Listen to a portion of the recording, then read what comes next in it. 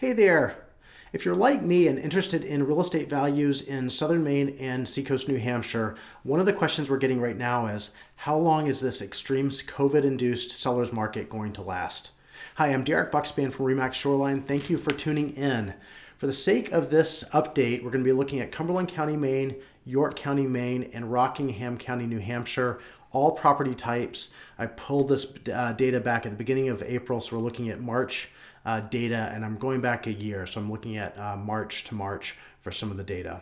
The key metrics that I want to take a look at are closed sale price, number of new listings, average sale price, as well as a little bit of an inventory analysis.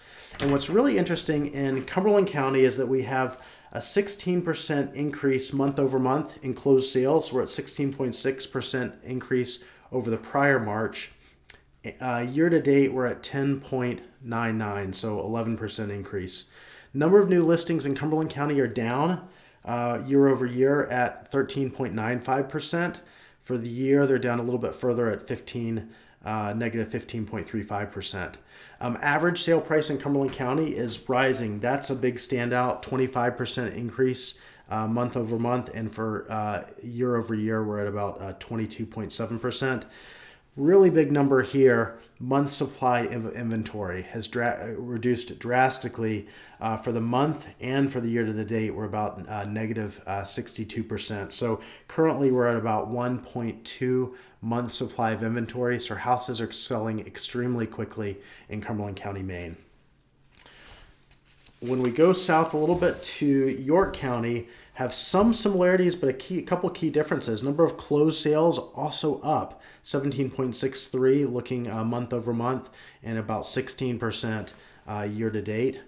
Number of new listings down, not quite as much as Cumberland County. For York County, we're down at about negative 8.18, and year to date, we're down about negative 15%.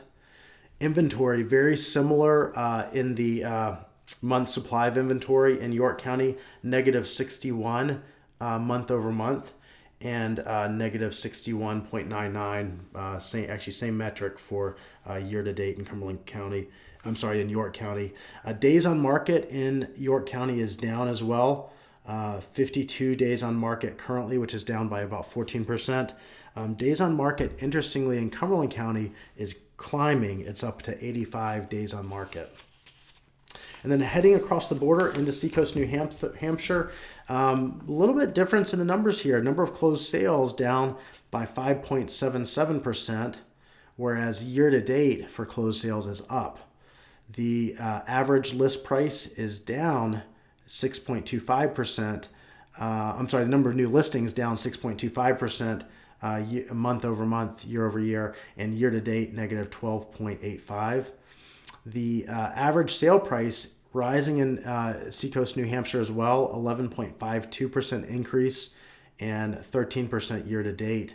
Also, month supply of inventory down, but not quite as drastically as it is in Maine, negative 28%, both month over month and year to date. So we're at about 1.69%. Sale prices also in Seacoast, New Hampshire up 11.52%. Days on market also falling 37.42%. We've got the full reports right there on the website, so I'll include that link so you can take a closer look at this data. But I think one of the things that's really important to look at this month, because we're at just over a year to date since municipalities and states really shut down, and we had a big change in the market that we're about a year into at this point. The data for next month is not going to be as good when we look at it for year over year, because our current data, looking back right now, we're kind of in March of 2020, which was really for the closed data was the prior 2 months of sales. But when we get into April, we're going to be getting into contracts that went under contract after the start of COVID. So it leads me to wondering, okay, what's the best way for us to look at this data to forecast where the market's going? Much of it happens in the field.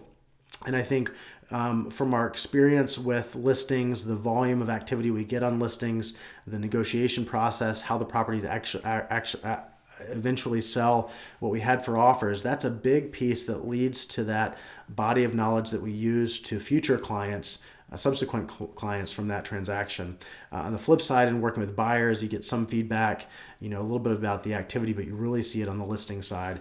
So I think we're in a situation where we've been believing that we had incredibly low inventory, and that was our perception in the field because many agents right now have lots of buyers that they're working with and are carrying many fewer listings than we have in times past. So the perception is, hey, there's no listings out there. Well, by the data, there are listings, but the days on market are going down and things are selling incredibly quickly as prices have risen. And the overall volume of sales is not that far off. So our perception is that there's no listings. The reality is there are listings. They're selling quickly. The other piece of data that we don't have a great ability to track in the marketplace is number of buyers in the marketplace. And I think right now, given the number of people in the marketplace that sat on the sidelines and maybe didn't do something in COVID and are now looking at doing something, if you add that to probably an increase of people moving from other areas into our market areas, we've got more buyers in the marketplace. So another reason that we have really fast sales cycle for listings. The real challenge is going to be when the data gets really skewed, when we look at next month's data because of the COVID changes in year over year, do we lean a little bit more on intuition for pricing, valuation, and answering that question, where's the market going? And we'll probably also have to look at kind of some prior month data to track that. So a lot of information. We have the full report right down there. I'll link it below on the site. And thank you for watching. Hope you have a great day.